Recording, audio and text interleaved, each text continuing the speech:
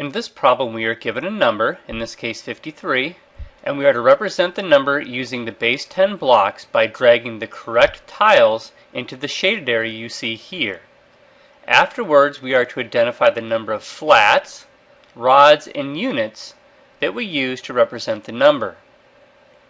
For example, this object here is called a flat, and it represents 100 units.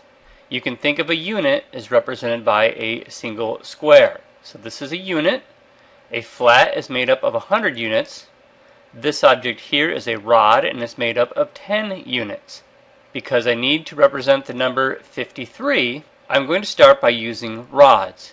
If I was to drag a flat into the shaded area, that would represent 100 units, and that would already be too much considering the number is only 53. So to remove a tile, you drag it out of the shaded area, as shown here. Now, to represent the number 53, I notice that there's a 5 in the tens place, and since each rod represents 10 units, by dragging a rod into the shaded area, I now have 10 tiles representing 10 units. If I were to repeat this again, I would have 2 rods, or 20 units.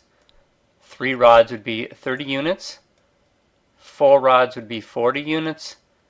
Finally, dragging the 5th rod in there, I would have 50 units now. That would represent the number 50. Since I need to represent the number 53, you can think of this as that I've taken care of the number 5 in the number 53, but I still need to take care of the 3, which is in the ones place. That means we need 3 more tiles in addition to the 50 tiles that we already have. So I'm going to drag one tile over, a second one, and finally a third. Remember that the 5 rods, since each one represents 10 units, having 5 of them represents the number 50.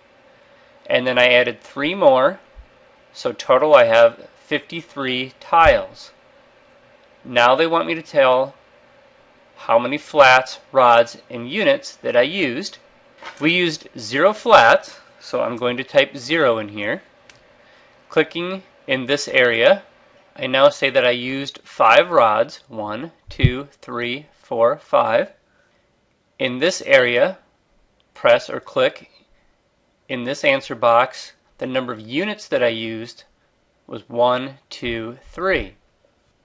Because I think my answer is correct, I will submit my answer. Submitting my answer verifies that I was indeed correct. This is indicated by putting a green check mark next to each of the parts.